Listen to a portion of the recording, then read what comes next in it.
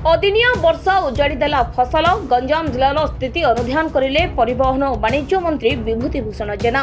3 दिनर लगाण वर्षारे क्षतिग्रस्त होइतिबा चाष जमी बुलुछंती परिवहन मंत्री। गंजाम जिला गोपालपुर निर्वाचन मंडली अंतर्गत विभिन्न गांव को गांव बुली चाष जमीर स्थिति परखुछंती ओडिशा परिवहन मंत्री विभूति भूषण जेना। चाष जमीर क्षयक्षति आकलन करुछंती मंत्री। गोपालपुर निर्वाचन मंडली रे गत 3 दिन धरी लघुचाप जनित वर्षा जोगु चाष अमल समय धान क्षयक्षति घटी। किछि जमी रे धान बिड़ा पड़ी रहितिबा बेले किछि चाष जमी रे पानी पसी फसल नष्ट होइछि। तेबे एभली परिस्थिति रे चाषीर आर्थिक मेरुदंड भांगिछि। तेबे फसलर होइतिबा क्षयक्षति को नै मंत्री विभूति भूषण जेना स्थिति अनुध्यान करबा सहित समस्त रिपोर्ट राज्य सरकार को देबे। से आज सकाळु मंत्री गोलंथरा कोलिथी गांव बड़ कुशस्थली हुगुलापटा गुरुंठी बोरी गांव समेत बहु अंचल बुली देखिथिले मंत्री श्री जेना।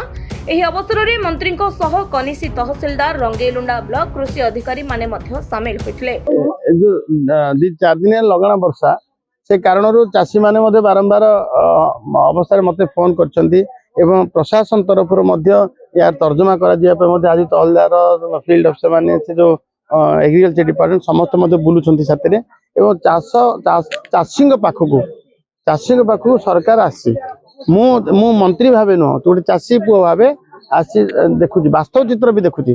वास्तव में पानी रे कली रही धान गद्दारे पानी पशि जाइए। भगवान को डाकू तुरंत वर्षा कि छाड़ी जाऊ चाषी तार अमल करू एवं से मंडी रे सरकार कही पैसा क्विंटाल पिछा 3100 टंका से मंडी कि बिक्री पाऊ। एफएक्यू मान तो करने बाध्य भी हम ना चाषी बिकी पारे चाषी बिकी पारे अଯଥାରେ बाट मारणा हम। तेणु आम कौन सी गलिया बाट को प्रश्रय देव ना सरकार कही कटनी छटनी तो चलो ना तो बुली बुली आसनी से गोलंथरा कोठार सिंह आरम्भ कर मांडाजपुर से बुली बुली एठिक आसलु कोलथी पुणी से एंटा निर्वाचन मंडली सहित जिलार मध्य समस्या बुझापी जिलापाल कही सी आज सब तहसीलदार मान पठेले समस्त गंजाम जिलार क्षतिग्रस्त चाषी पाखे पहुंचु।